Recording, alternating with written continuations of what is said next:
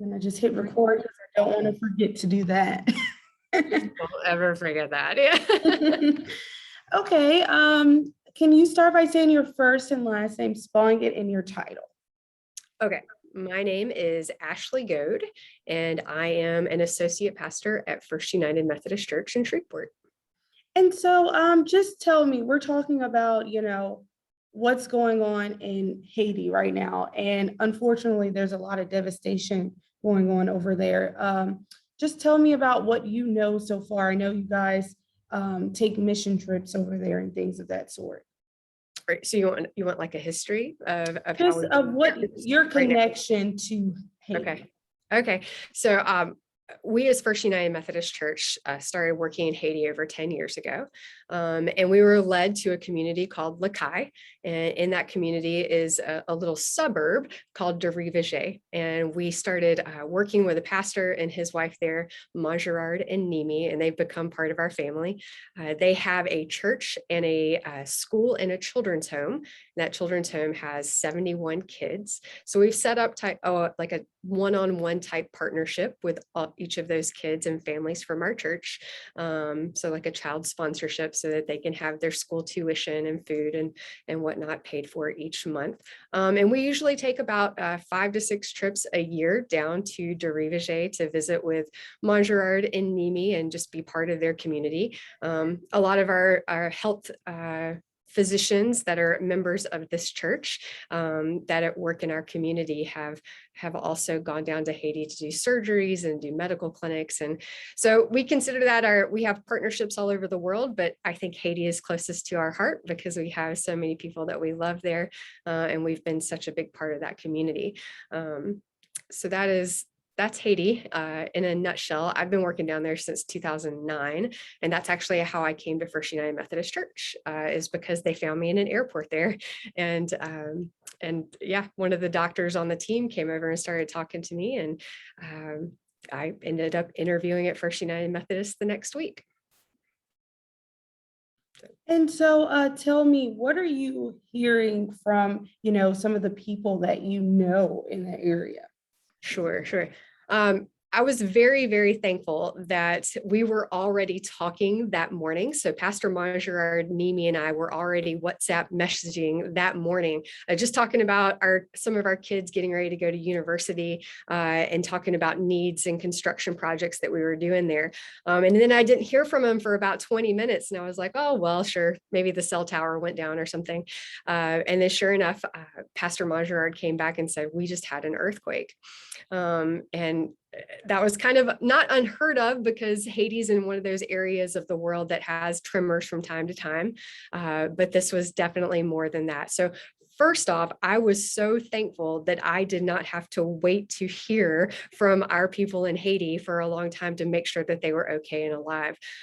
So that seemed to happen very quickly, that we had good assessment that all 71 children were accounted for, that Pastor Gerard, his wife, and all of our university students that we support were all good too. So between those next hours that went from there, we just did a lot of assessment. They took around with a video camera and we were assessing the buildings. Everybody had to move everything out of the buildings because they knew that several were on the verge of collapsing. The dormitories at Derivage were what was very, very, that they were going to fall very quickly. So they have already done so.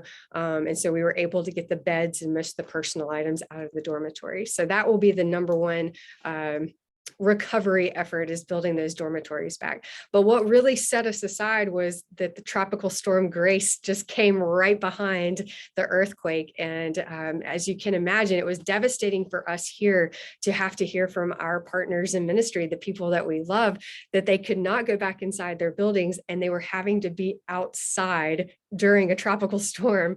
I can't imagine that. So they were sleeping outside under tarps and letting a tropical storm go overhead. And we are so very thankful that that just personal, tangible things were lost. No more losses of life in our neighborhoods. So we're very thankful that they're all okay. And so when we spoke this morning, we've put together a plan. We have engineers that are supposed to be landing today because because of the tropical storm, we could not get people from Port-au-Prince to Lacaille. And so today is the day the little airport in Lacaille is back open. We're able to get engineers down who will look at all of the other buildings, the church, the school, the other homes that we have there, so that we'll be able to assess what damage, and if they are livable areas, can we move into those areas so at least the kids can move in and sleep in those areas instead of sleeping outside. So that's number one, is getting those engineers there. Samaritan's Purse and a couple of other folks are landing today with food relief, those in tarps and tents. So those are the big things, shelter and food, to make sure that everybody's cared for. Living Waters for the World has already done an assessment on our water systems, our clean water systems and our wells. So thankfully there's been no damage on our sites to be able, so they can have clean water, and that's not a need. So we're just thankful that they have at least clean water to drink. And we have several gardens in our area, so they're able to still farm the gardens and have food on hand too. So today is just a big prayer day of getting the right people there to make sure that we have good assessment and good knowledge so that we can know how to move forward.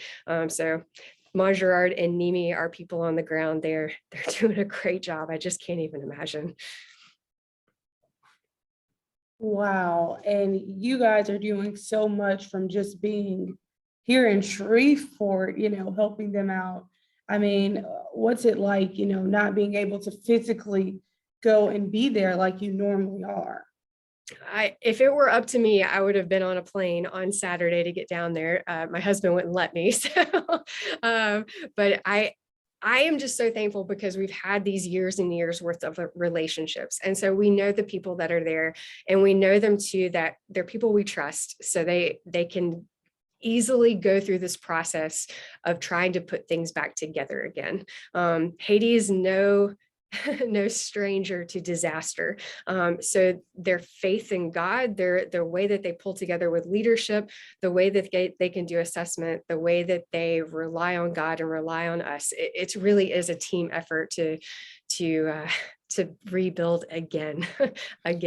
So hopeful And to how get. scary was it, like you said, you were on the phone with them and then you didn't hear from them. And then there was an earthquake, and then days later, a hurricane. Right. It's absolutely devastating to me. I have a son there too. So it was very, very difficult not to just go and be mama bear to him and be with him. So cell phone outages in Haiti are not uncommon. So when I didn't hear from him for about 20 minutes, it wasn't a big deal. And I'm just very thankful that I found out that there was an earthquake from them, and not from like looking on Facebook or from the news, but that I heard it directly from them. And that relieved a lot of my worry because I knew immediately that they were okay. It's so difficult having family and people you love so far away that you just can't easily get to in a couple of hours. And that's one thing I've loved about our church, and how much they love the people in Haiti, and the leaders have been here to visit. We've been there to visit. It truly is like a family. So just like you and your family, we worry about each other, but we pray for each other, and we're moving through this together. So it really is a team effort. And your son is there? Tell me about that. Right. So I've been, like I said, I was working in Haiti for a long time, and he was about 12 years old when I met him for the first time. He was at Derivager, and he and I just clicked. It was one of those things where we just clicked. God put him in my life, and he's just a beautiful kid. And most of the kids, I call it a children's home, not an orphanage, because most of the kids do have family members. The families are just in such poverty that they can't afford to feed their kids and send them to school, because school in Haiti costs money.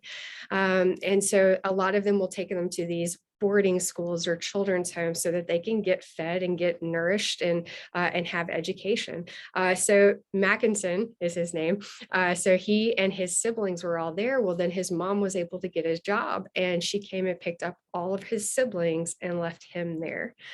So I think that there was of course, there was a lot of abandonment issues and just sadness of why did she choose to take him and not me, or them and not me. And and he and I just hit it off, and he's always been one of those great kids. So here 10 years later, I call him my son, he calls me mom, and I just adore him. He's in university now, so I'm so proud of him.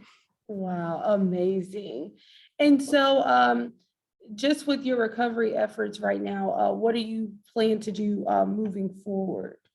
Right Your now, church. sure. Right now, we're in the midst of fundraising. So of course, everybody wanted to know immediately, how do I help? How can I do something? So we set up a designated fund. So we have such great, generous members of our church and of our community who have just fallen in love with the Haitian people. And so that's our first effort, is to make sure that we are starting to raise funds and be available. The banks are hopefully going to reopen in Haiti soon, today, hopefully, so that we can begin transferring money so that we can start a recovery process. But today, through the rest of this week, we're going to be waiting for the engineers' reports so that we can know where to start. And of course, the first things to start will be on the dormitories for the children, so that they can have a good, safe place to sleep at night. Shelter is important. And so if anyone from the community wanted to help donate, are you guys collecting supplies or just monetary Just donations? monetary. Trying to get any type of supply to Haiti is just, in a normal time, it's very difficult.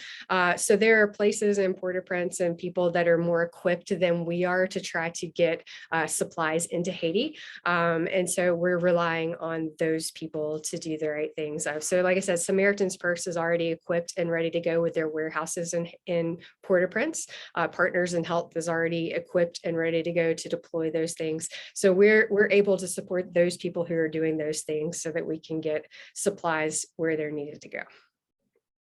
And how's the mental state of everyone down there right now? Are they hanging in? The Haitian people are resilient, but this is just one thing after another. The year that they've been through already, with a president being assassinated, political just anarchy, and now this, it's a lot. It is a lot for anyone. It's a lot for me to have to watch it from so many miles away. Last night I was talking to Mackinson, my son, and I said, "Son, are you doing okay?" And he said, "I'm not okay, but by the grace of God, I'm okay. Do you understand?" And I said, "Son, I understand completely." So we've been talking to a lot of folks, psychologists, psychiatrists, that could be part of this process of recovery too, of how they could, because the pastor's wife, Nimi, she talked yesterday about just how devastated she is that she's lost so many friends. So many people of the community died because they were in their houses when they fell down. And she just lost so many friends. And so we're praying with them through this. And I know that they're okay, but they're not okay. Yeah. And do you know anyone in this community that may have had like family members up there, or Yes, like you said, I do. someone? I'm looking to maybe, add more to the story, as well as getting that, someone Yes. else to add. So Andia Augustin is a professor at Centenary College. She's a French professor. Her parents live in Lacaille, and they lost everything. They have lost everything. Their church is destroyed. Their guest house, which we've stayed at so many times, which was so interesting. Like, how in the world does that happen, that the person whose guest house I used to stay at 10 years ago, now the daughter lives here? But yeah, so and her parents were just here visiting in July. So anyway, they've lost everything. So her name is Andia. I can text you, or I'll email you her contact info. She was in Paris because Centenary College does that week in Paris for orientation, but she may be back. Okay, if not, potentially maybe you could be the middle person to kind of speak to her about, doing the interview, and we could do it via Zoom. Okay. And then, because this story won't air today, so if I get all the pieces tomorrow or Friday, it'll air whenever we can get a hold of her. Hopefully I can get it by tomorrow. That would be great, because I'm ready to get it out there and just tell people what an amazing job you guys are doing to help out the people over there. Well, I just appreciate that Haiti is getting some airplay. So and there's so much going on in this world right now with Afghanistan, and just, There's a lot going on, and that's why I like I didn't really know where to start with this story, but I knew I wanted to just find someone who has a connection over there, because it just makes it feel so much at home, even though it's far away, when people know that, hey, people here in Shreveport are impacted by what's going on in Haiti. So, Yeah, it's such a good country. I miss it. I haven't been down since January. I usually go, and I had to postpone my trip 4 times, and I was supposed to go next week. pandemic. Yeah. So while I have you on here, if you can work on getting like a Zoom or something set up for Okay. maybe tomorrow or something, that would be awesome. And if you have any pictures or video that I can use to Yeah. go with this story, you can email it to me or Google Drive or something to where I can Yep. really tell the story of, I've got what you guys have done. I've got a lot. So I'll try Okay. to I'll send you over what I have. And it's, Haitians taking pictures. So it's not the best. It's a little grainy, but I'll send you what I got. Okay, perfect. And like I said, it won't air today. So if we can get all the pieces for tomorrow, I can get it on there and people can hear what you guys are doing. It's a pleasure speaking with you. It's nice to meet you too, Taylor. It's Yeah. nice to meet you. And if you guys are doing anything else at your church, feel free to reach out and so Okay. we can get you guys some coverage. Good. Thank you. Alrighty. Thank Appreciate you. you. Bye. Bye-bye.